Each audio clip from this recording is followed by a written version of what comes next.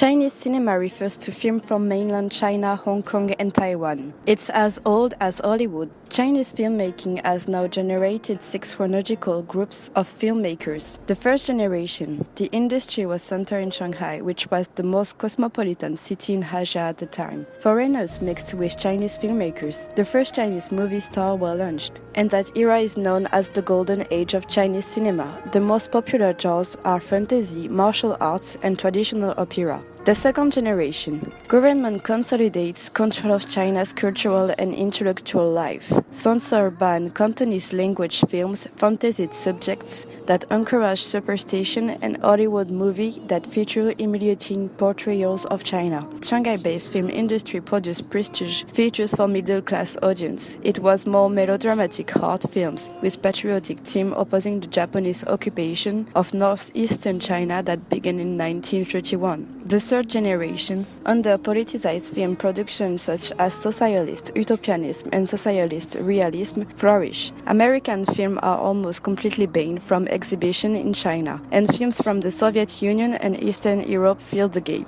The fourth generation, in a rapidly modernizing society, the fourth generation of Chinese filmmakers advances a critical re-examination of traditional culture. The fifth generation's avant-garde movement begins. Radical films break with tradition and challenge standard revolutionary accounts of Chinese history. China's sixth generation director emerged in 1989. Dark, cynical vision of Chinese urban culture finds success abroad. The state studio continued to produce mainstream films favored by the government, including biography of revolutionary heroes and anti-Japanese war epics.